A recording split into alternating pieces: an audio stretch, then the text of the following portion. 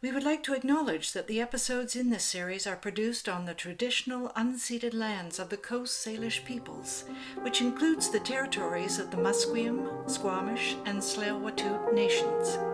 We thank them for allowing us to be their guests.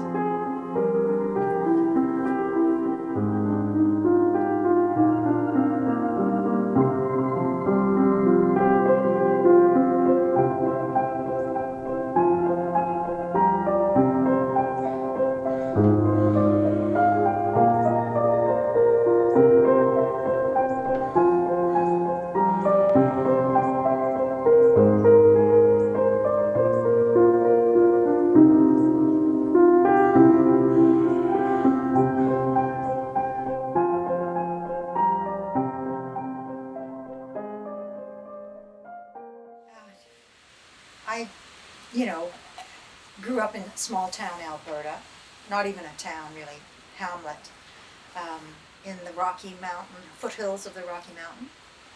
And, What's the name Lodgepole. of it? Lodgepole. Lodgepole. It's named after the trees there, which are the lodgepole pine, and they're really famous for their lack of taper and their thinness. So they're really good for fence posts and telephone poles and that sort of thing. Right.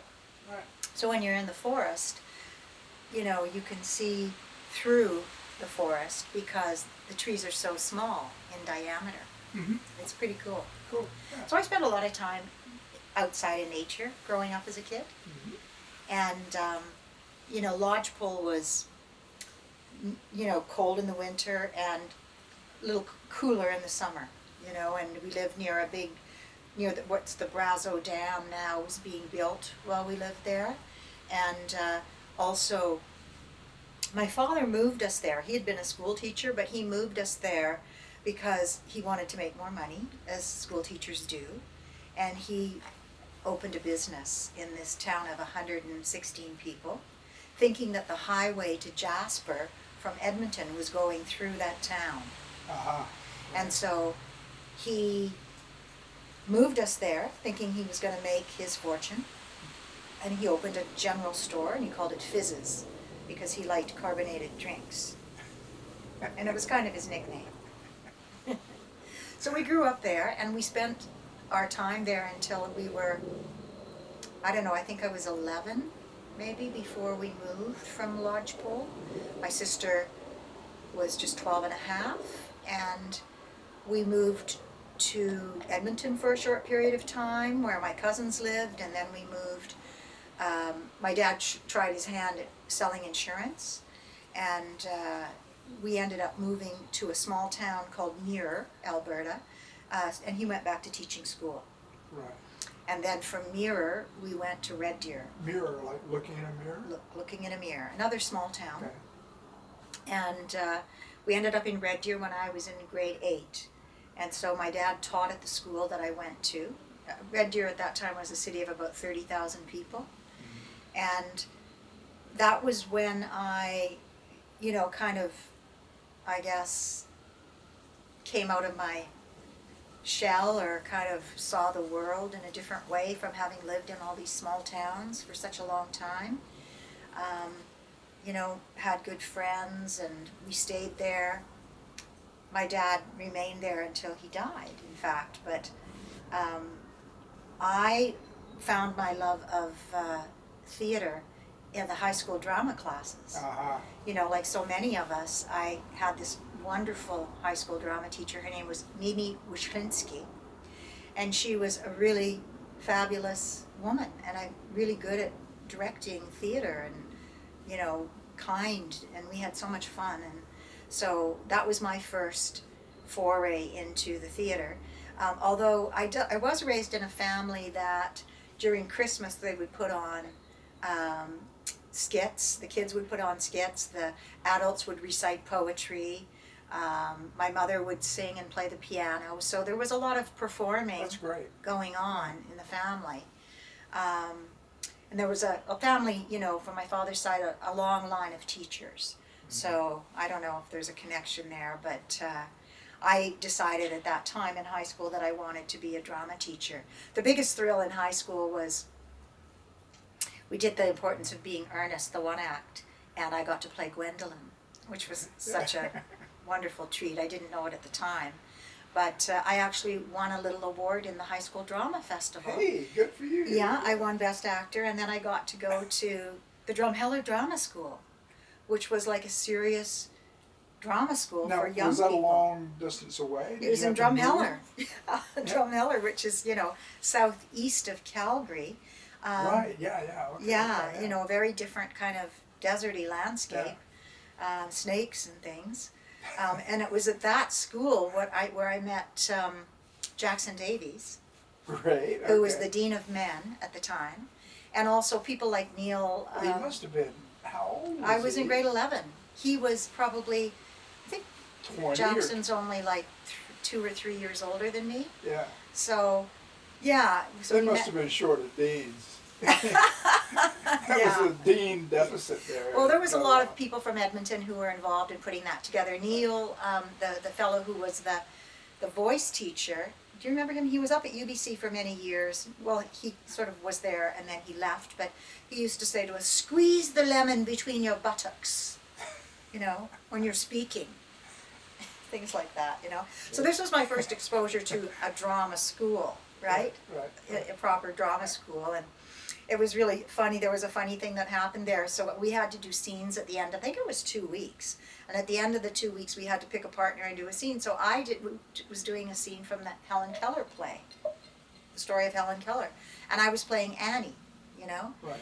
And the young woman that was playing Helen, we were in the middle of the scene. And of course, all of the teachers were there and, watching us and sussing us out, and in the middle of the scene, she says, stop! I've lost my contact lens. Oh my God, she's playing Helen Keller. Hey. So we had to stop it. And she had to look And I for was it. just like, I was kind of stunned. I thought, oh my God, this is just not going to make us look good That's to not these method. teachers at all. And then they said, well, just pick it up again. And Yeah, so we did, but the joy was really the joy sucked out of it. That's right, yeah.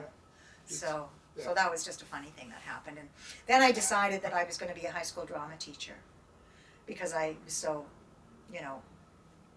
I admired my drama teacher so much and I thought it would be wonderful. So I went to school great. and I did an education degree at the U of A in drama. I didn't actually know at the time that there was such a thing as a BFA program. Okay. Such a bumpkin. So I didn't know you could go to university to be an actor, right? So I did my first year in the Red Deer College and then had a professor called Gil Farthing. Okay. And he was an older gay man at the time when, gayness was not really out. Or in, I guess. He wasn't out. He wasn't. He wasn't out of the closet. And Gil did a lot of theater. We had a little tiny theater in the college, and he cast me, if you can believe it or not, it's embarrassing, in Macbeth. Not as Lady Macbeth, not as a witch, but as Macbeth. And then he cast a very tall woman as Lady Macbeth. And I think for him it was some kind of a political statement. For me it was just an exercise in learning a lot of lines and pretending to be Macbeth. But it was very strange. Wow. I remember I had to have my head cast in plastic because, at the end they come on with his head on a stick.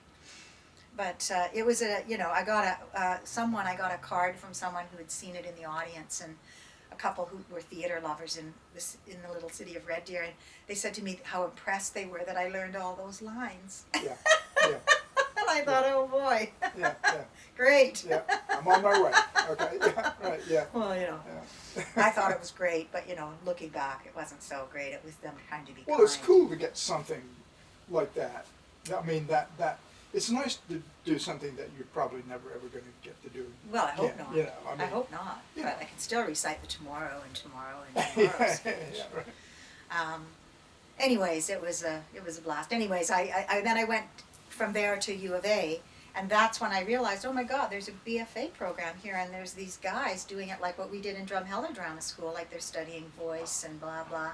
And I had no idea I could do that. So that was kind of disappointing, but I decided I would stick to it and get my education degree, and I did. But I was in, different little productions that the BFA class did, and I would audition for things, and we did The Physicists. So I always loved that play by Frederick Dürrenmatt, and a few other things, and that was where I was introduced to collective creation. David Barnett, who was a guy that they'd hired, a professor, came from England, and he was very much into creative, collective creation. So that was where I got a taste of that, and we had to create our own work, and together in ensembles and develop it and all that. And after I graduated with a Bachelor of Education, I realized, and I didn't want to be a drama teacher, I wanted to be an actor. So I did substitute teaching for a while in Edmonton, but then I somehow heard about an audition that was happening in Saskatoon, and they were looking for actors who would work collectively. And I thought, oh. So I borrowed my dad's car, I drove to Saskatoon, I auditioned for Andy Ton, the artistic director, and I did some silly little improvised scene about me growing up in Lodgepole, and I got cast as one of the people, and I got to work with like Linda Griffiths and Michael Fahey and Sharon Bacher and Bob Bainborough and Catherine Jackson. Oh yeah. You know Catherine. Yeah. She was hanging out with Humphrey and the Dump Trucks at that time. Wow. So that was like my first professional acting gig. Yeah. And my last. Yeah. Hey. So, yeah, that was sort of funny, but that was a wonderful experience, doing Paper Wheat. Yeah, And, Paper Wheat. you know, Big deal. It was a big deal. It became a big deal. And toured around. It toured around. It toured all over Saskatchewan. You toured with it. I didn't tour with it. Yeah. I was just in the original production. Right. And developed one of the scenes. And Linda Griffiths was just so experienced, and Lane Coleman was around that time because they were together. And it was just a wonderful experience. And I remember on opening night, it was in Sintoluta, which was where the co-op movement began, was in this little town of Sintoluta, and we were in the hall. And the hall, we had never done a run-through of the play. Yeah, Right? Right. You know that one? Yeah, I've been there. Yeah, I figured you'd been there. We hadn't done a run-through of the play. And so we had 400 people in the hall that night. And the last scene, we had only talked about. We had never actually even rehearsed it, Yeah. right? Yeah. So we're sitting, and what we did for the last scene is we were playing the elders that we had interviewed for the content of the piece, because that's what we did. We interviewed people who were involved in the co-op movement in Saskatchewan. And so we all had these characters that were these old people reflecting back on their lives and on the cooperative movement. And I'll tell you, that was the most magical experience I think I've ever had, that opening night in that last scene that we had never done before, because we just sat on chairs in these lights and went from one and sort of to the other and took our turns, and it was magic. Like it brought people to tears. People stood up, they gave standing ovations, it was an incredible experience. That's great. Yeah, That's it was a wonderful experience. I'll never forget that night. It was just the magic of theater that they talk about. It happened that night.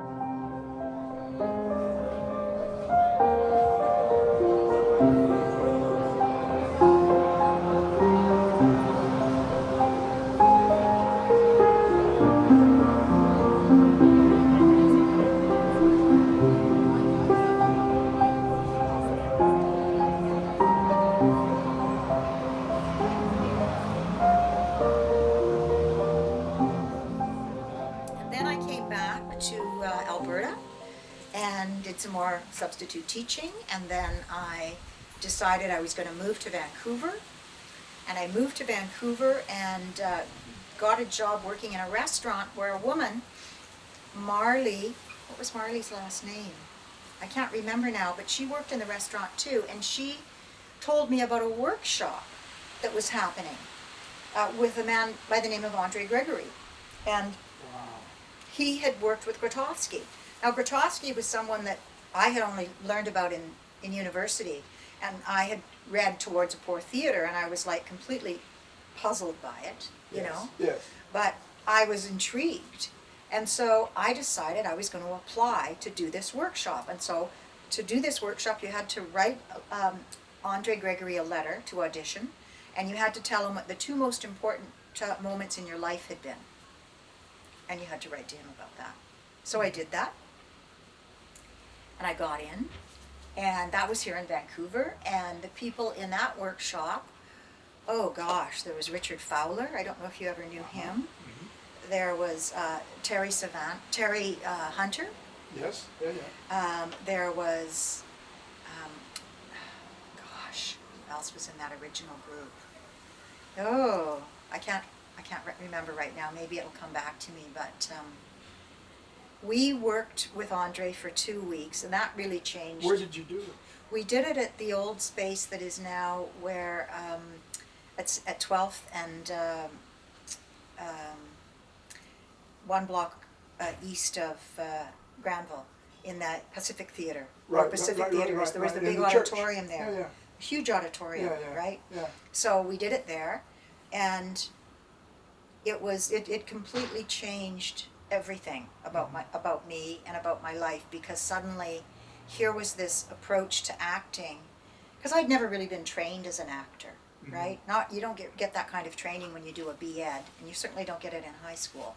So taking that workshop for 2 weeks was like my first real exposure to that kind of theater training, but this was theater training plus this other element, which was this Grotowski work, which was working with isolated body movement repetitively, and we didn't even get into any voice work at all. It was all just physical work, and it was all very mysterious, and it was all very sort of exhilarating as well, because it was physically exhausting, right? Yes, yes. And you would push yourself beyond your physical limits. And so I had a couple of experiences in that workshop that were sort of out of this world, you know. One in particular was, I was doing this one movement, which was, just, where you jump up and you do knee jumps and you bring your knees up really high. Yeah. So I was doing that. That was one of the plastiques. And something happened, and suddenly, like usually you can't do that for more than, 8 times maybe. Yeah. And you're like, ugh. Yeah. And suddenly something happened, and I felt like I had springs on the bottom of my feet. And I went on, and I did that jumping, and I just was jumping around. I must have jumped around for 5 minutes. Yeah. Like that. Yeah. It was just the most bizarre thing, Yeah. right? Never has happened to me again, that particular ability. But I've seen that kind of thing happen when I later began to teach. And I'd see sometimes my students would sort of enter that space, and they would get into this trance state or something where they would just be able to exceed their physical limitations, right? Right. So in that work, the idea was that you would use the repetition to stir up what was inside of you, to release the blockages that you would have, against feeling certain things or having certain images come to mind, or stories that could even be behind those things, but feelings, and so Traumas too. Pardon? Trauma. And trauma Yeah, for some people. yeah. I mean, that work is definitely could trigger trauma, Yeah, past trauma. yeah. I didn't really have much past trauma, but I've worked with people who have had it, and it has been triggered. And I just found it incredibly exhilarating.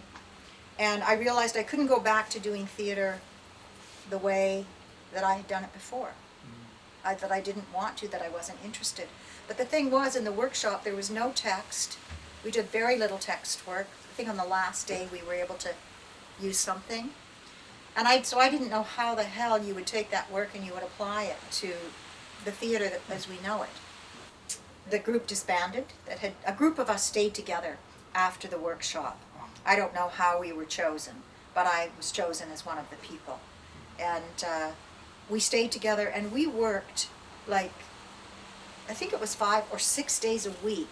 We would come together early in the morning and work from about 7:30 or 8 o'clock in the morning until about 11 or 11:30 or noon, and we would do this work. And Richard Fowler was put in charge of sort of us, because he sort of seemed to understand the work more than the rest of us. And we just worked together all the time and really got it into our bodies, I think, you know. And then the group disbanded, and people all went in different directions and all over the world in different places, you know. And then I ended up getting quite depressed, you know, falling sure. into quite a deep depression. And yeah, I kind of ended up having a child, and then getting married and having a marriage and a life, and that relationship, and I had 2 children. And then 8 years later, that marriage ended in a divorce. And I had been a stay-at-home mother, you know, and quite privileged and quite well cared for. I had fallen in love with and married a restaurateur. Right. Who, you know, I had worked in his restaurant, so that was my job, and then we ended up being together. Anyways, the marriage ended, and then I was like a single mother I left the marriage, to be fair, I should say. I left the marriage, and so there I was, a single mother who hadn't worked. I had a teaching degree from Alberta. What was I going to do? And this little tiny voice in the back of my head said, well, you always wanted to be a director. Right? And I thought, oh, yeah. With 2 small children and a single mother, and I don't think so. Yeah.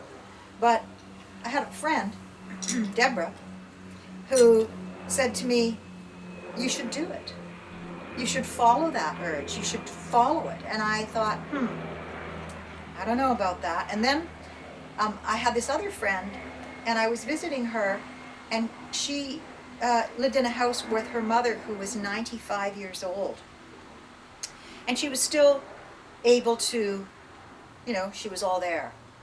And I said to her that day, I said, so what do you do all day? Like, what do you do with your life? Like, what is a day in the life of like? And she said, well, I get up, she said, and I read. She said, I'm very lucky. I still have good eyesight, so I can read. And she says, and then my big thing is I walk to the park, which is about 3 blocks away. I sit on the bench. I sit there for 20 minutes or so, and then I come home. And I thought to myself, holy shit. I thought, if that's what life is like when you get older, I better take the bull by the horns now and do what I'm going to do. Otherwise, I'm going to be miserable in my old age. Listen to Deborah, Yeah.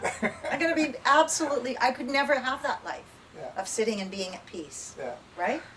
So I thought, I have to do it. So I applied to do an MFA in directing. How old were you now at that I was 33 already. Right, okay. Yeah. So a late bloomer. And got my master's at UBC at the time of, you know, Peter Loeffler and John Brockington and Klaus Strassman. And there were others. Worked with Robert Gardner while I was there, and Charlie Siegel was there, and Norman Young was there, and Errol Durbach was there. And so, as a MFA student, you know, it's very rigorous. The first year you have to direct 4 one-act plays, and then in your second year you have to direct 2 full main stage shows, one of which is your thesis project. Wow. So you 2 main stage shows. 2 main stage shows, and the other 4 shows were in the studio. So it was really intense, and I kept getting really bad reviews from Klaus Strassman. Where is the sex? Where is the sex? you know. Okay. And remember Klaus saying those things? Well, I never took any courses From him Klaus? or anything like that. I just knew him through running into him all the time. He was quite the guy, Yeah, yeah, Klaus. Yeah. And he was very intimidating. And Yeah. then there was John Brockington. Yeah, you yeah, know. yeah. Oh my God, you know, the first time you meet him, he comes up and he puts his arm up on the door and he pretends he's Blanche Dubois, Right. you know, and you're like, okay, you know. But, you know, I took some risks, you know, and I did Miss Julie as one of my second year shows, and it was really tough, and Klaus just ripped me apart for that one. And then for my second show, I decided I was going to do The Marriage of Bette and Boo by Christopher Durang. I hadn't done a comedy. I was a serious artist. I Right. wanted to do the dark stuff, the deep stuff, Yeah, right? yeah. So, but I found this Marriage of Bette and Boo, and so the faculty at the time, I found out later, really didn't think I had the chops and that I shouldn't do it, right? Because it was a comedy. And then I found out that John Brockington stood up for me. Uh-huh. He told me later. And he came to my aid, because none of them, you know, you had to have a supervisor, and none of them would agree to be my supervisor if I did for the Marriage of Bette and Boo. So John Brockington... So you had to have a supervisor for each... Well, for your each- thesis project you did, Yeah. right? And this was going to be my thesis project. It couldn't be Miss Julie, because I'd sort of bombed it, Right, you know? right. It was tough, right? I didn't have the chops to know what I was doing, and when the bird was killed, everybody just laughed, you know, which is like the worst So they possible thought thing. comedy. She could do comedy. Yeah. So John Brockington stood up for me Yeah, and said, I'll be your supervisor, yeah. which was like, he never did that. That's right? great. Yeah. So I did it, and I had and I then I decided that I was going to use my Grotowski work to in the rehearsal process, even though I didn't know how to bring it in and how to work with it. I was going to do it, Yeah. right? And I did. Yeah.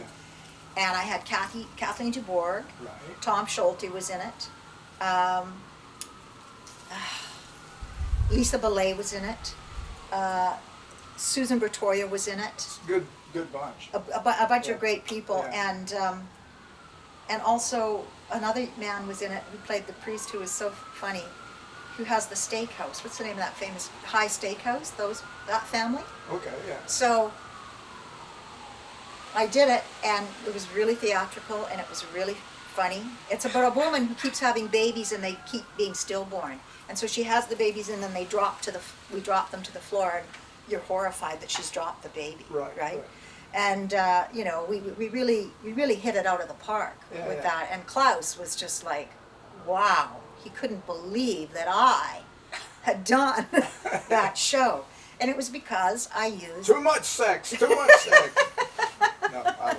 no, it was just like that was very theatrical. Like Yeah. it was so theatrical. I had all the actors on the stage all the time. They had their props sitting beside them, so they each had their own little cubby hole, and then they would come forward. I had, like, you know, one of the characters strumming a bass instrument, a bass, Big not- bass. big bass, double Yeah, bass. yeah. We just had all kinds of quirky little things going. Oh, and Brad Moss was also in that. Brad is now the artistic director at the Theatre Catalyst in Edmonton. Okay. I worked with Brad another time too.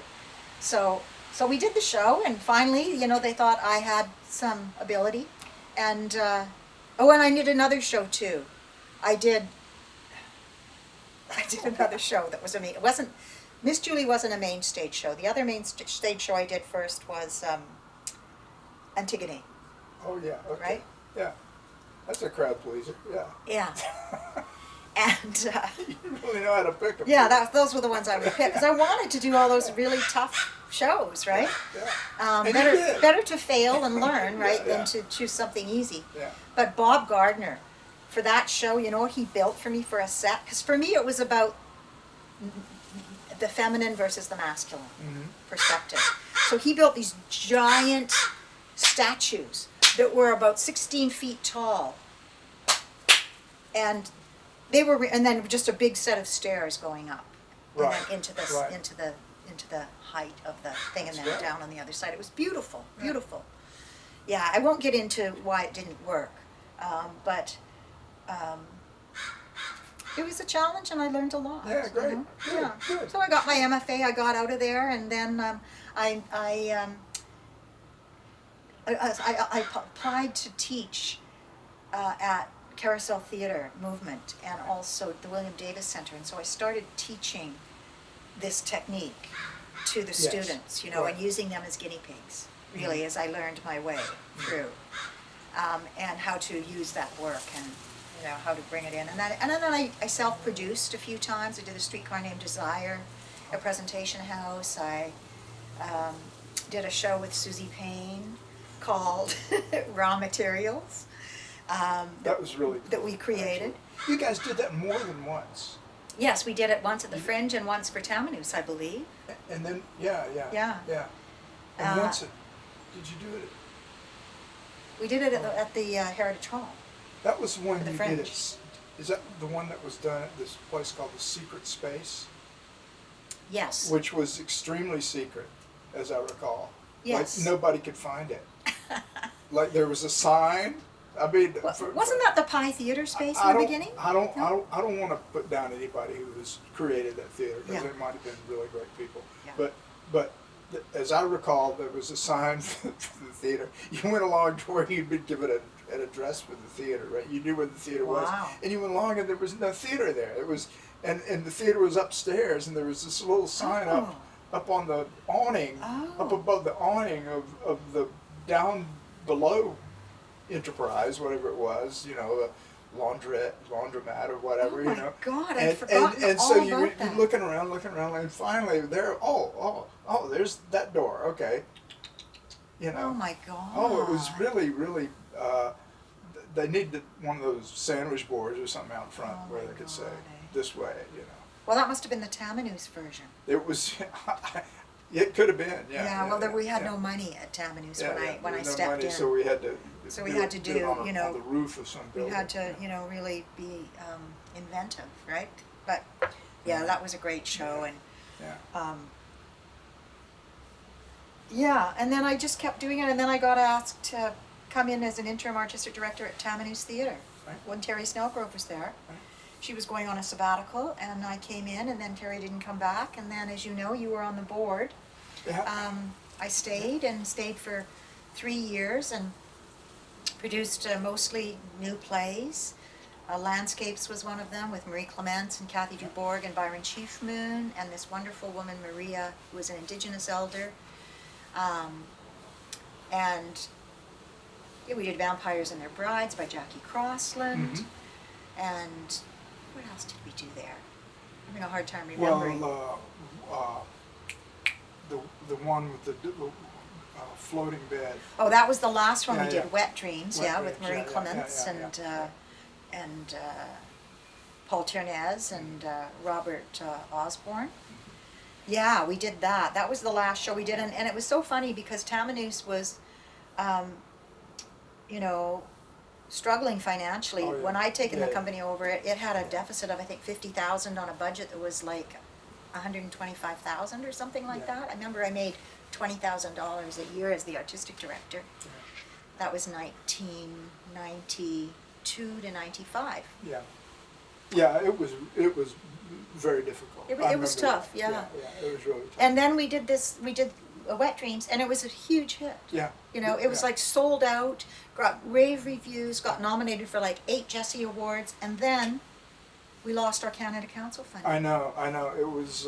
It was the It strangest was thing. the weirdest, most unjust kind of thing because everybody been hitting on us to do better. You know, where's your box office revenue? Blah blah blah. Okay. Yeah. And then you know you get Yeah. it, and it's like. And the reviewers were even saying, Well, the- Tamanoose is back. Yeah, Like yeah, that's yeah, what yeah. the reviewers Yeah. were saying, right? And Yeah. so, and plus we were going to go back to being a company again. Yeah. You know, that was the idea. We would work, the same artists would work together. Yeah. So when that happened, well, guess what? Yeah. I fell into another depression. It was a horrible thing, you know. Imagine being an artistic director for the first time, and the worst thing happens to you, where you lose your main funder. And I do have to say, you know, that both the City of Vancouver and the BC Arts Council were horrified because they could see that Tammany's had really worked hard and had paid off its debt and had come back and was doing well, and they were really horrified that had happened. Really pissed off about it. Oh, it was pissed off. The thing that was really harmful for me at that time, and I've said this publicly before, was that the community didn't stand up for me or didn't come forward and say, this isn't right, this isn't just, this isn't fair, why are you doing this? And so that was the hardest part, I think, that the community didn't stand up for me, because I'm like a stand-up and fighter kind of gal, you know, fight for it, you gotta fight for it. Yeah. But I couldn't fight with the loss of that funding. It was $30,000, which in that time was, you know, not a lot of money, but it was a lot of money for that company. It's great to have you here to talk about that stuff, you know, I mean, because I don't very often talk about specific things, you know. Yeah. Sometimes it's like Tammany's, it just becomes a kind of a thing. It's like Coca-Cola. Well, it's not like Coca-Cola, but it's just a sign, you know, the actual events don't get brought up that often. Yeah, and the history of the company, you know, and Jeremy's recent passing, you know, Jeremy that makes me think about it, you know, it was sort of like a shameful for the company, and there was no reason that the company should have died. I don't know what was going on with the Canada Council then, or whoever, you know, was the who was the assassin that, you know, did it, but. Well, I know who it was, yeah. But you know, we don't need to go there. Yeah. And it had happened to a lot of other companies at that time under that particular person's leadership. Yeah. There were other companies that had been around for a while that were disinherited because of the belief that, oh, let the next generation take over and see what they can do. Something like that. Yeah, and then when they're good, we'll cut them off too. Which is kind of what happened. Which is kind of what's happening now. I never got that. That's you see this pattern in a lot of the arts. Yeah. It's like, okay, when you're new and hot and young, that's great. It's all exciting. You're a fresh face, and then as soon as you know, actually get established and have some freedom and a little bit of credibility, it's like, it's not hard. Well, once you get past a certain point, for sure. Yeah. And especially if you're outspoken, you know, like I am, or if you have been outspoken in my life. If you ruffled anybody's feathers. You ruffle feathers, And I mean, you know, what's happening nowadays is, you know, when in 2016, when Trudeau came into government, you know, he doubled the Canada Council budget, and so that was a lot of money, and it was a wonderful thing that happened. It was very long overdue, and what they decided at that time was that 25% of the new money would go towards emerging artists. And so that was a wonderful thing where they brought in all of these young artists who are emerging, and so they increased their number of applicants to their programs. Well, now it's become a program. It's become to the point where people who have companies and who are, unless they're on operating, you know, they may not get funding. They're going to be on project funding, even though they may have been a company that's been around for 15 or 20 years. Right. So, because that is still the principle that 25% of the new funding would go to emerging artists. So, it's an endemic thing. I think that they know maybe it's caused part of this oversubscription to the Canada Council.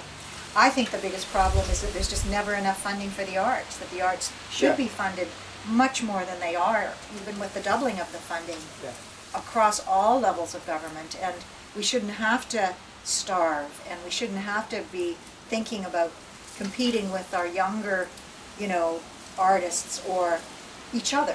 I think that's one of the saddest things about our community. Yeah, and the lack of venues. That's a big part of an axe that I've been grinding for a long time. Well, I think Yeah. Progress Lab has a good idea that they share a space and they use a space, because we know what happens also when you get a space, Yeah. right? It kind of increases your expenses and increases sometimes, decreases the amount of risk you can take with your Oh, yeah. programming, Right. right? Right. So, sometimes you it's gotta not make the always a nut. blessing to Yeah. have a space, but a space is a wonderful thing if you're a creation-based Yeah. company, Yeah. Mhm. right? Mhm. Yeah, so that's kind of sad that that's happening, but I think what's changed in our community in Vancouver is that in the 90s there were all these young companies that came forward. There was the electric company, Theater Replacement, there was Rumble, there was Pi, I believe, was new at that time. There were a bunch of new companies, and those people had nothing, because by then, at that time, funding had really dried up. So they had to, work outside. They couldn't afford venues. They had to work together. They had to really collaborate, and they started doing the Hive projects, if you remember those. Yes, I really, I Yeah. thought it was really cool. Real collaboration Yeah. amongst the community. That had never happened in the short time that I had been in the community. So that was a good thing, and I think that changed sort of the milieu of the company and made the community more supportive. At least I hope so, and I hope that it stays that way. I think it's still that way, and places like Progress Lab, I think, still really add to that sense of collaboration Yeah, and for sure. collaborative Yeah. spirit, and fight against the competition for the money, Yeah. which is just dreadful. Yeah. But it's like that in most disciplines, most of the arts.